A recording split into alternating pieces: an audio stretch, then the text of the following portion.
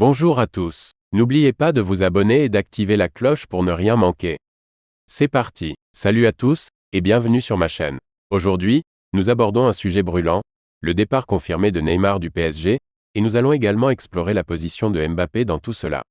Une question qui circule de plus en plus est la suivante. Le passage de Neymar à Paris a-t-il été un échec ou une réussite? C'est une interrogation qui résonne fortement, et la réponse attendue penche probablement vers un échec. Pourtant, à mon sens, cette perspective relève d'une hypocrisie totale. Neymar a connu le succès à Santos, a brillé au Barça, et pourtant, il est demeuré le même Neymar avec ses frasques. Si son aventure au PSG est généralement qualifiée d'échec, la raison en est claire et simple. Il a été façonné à l'image du club, reflétant ainsi la gestion du club. En effet, il est crucial de prendre en compte la manière dont le club a été ou est géré. En adoptant une approche axée sur le glamour et les paillettes, le PSG a naturellement attiré des joueurs qui s'alignent sur cette mentalité. Alors, que peut-on attendre lorsque l'on recrute un joueur qui affectionne ces aspects? Le résultat semble presque inévitable. Le problème réside dans le fait que le joueur n'a pas été traité comme un joueur, mais davantage comme une diva superstar. Il est indéniable que le départ de Neymar du PSG est désormais une réalité. C'était une évolution attendue, certes, mais il soulève des questions profondes sur la gestion du club par Nasser.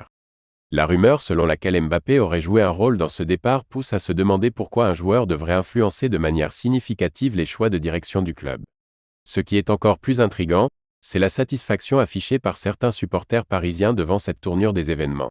Bien entendu, les avis sur le départ de Neymar peuvent différer, mais l'approbation de la manière dont les choses se déroulent reste déconcertante. Cela pourrait suggérer que certains supporters sont prêts à accepter des compromis douteux pour conserver un joueur qui a accumulé des trophées individuels, mais n'a pas vraiment contribué aux victoires collectives du PSG. Il est essentiel de rappeler que le PSG a été créé pour exceller aussi bien sur la scène nationale qu'internationale. La question se pose, pourquoi Mbappé ne deviendrait-il pas entraîneur s'il souhaite autant façonner l'équipe à sa manière?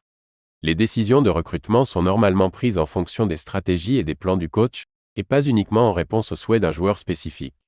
De plus, il est important de noter que Neymar et Messi, en tant que pourvoyeurs de ballon, ont grandement contribué au but de Mbappé et ont joué un rôle crucial dans l'accumulation de ses trophées individuels.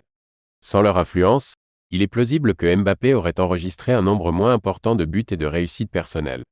En outre, il est nécessaire de garder à l'esprit que Neymar ne quittera pas seulement le club, mais il emporte avec lui une série de réalisations individuelles, laissant derrière lui une équipe qui n'a pas connu les succès escomptés au niveau international. En somme, le départ de Neymar et la possible implication de Mbappé dans cette situation soulèvent des questions importantes concernant la gestion et la direction du club. Les supporters parisiens devraient se concentrer sur la gestion du club par Nasser, le président aux 12 humiliations. Comment pouvez-vous ne pas demander sa démission en même temps que Neymar et Mbappé?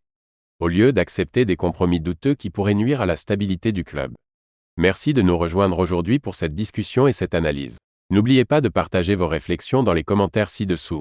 Que pensez-vous de l'influence des joueurs sur les décisions du club et quelles sont vos attentes pour l'avenir du PSG avec éventuellement Mbappé à bord? Restons objectifs dans nos échanges. À bientôt sur la chaîne.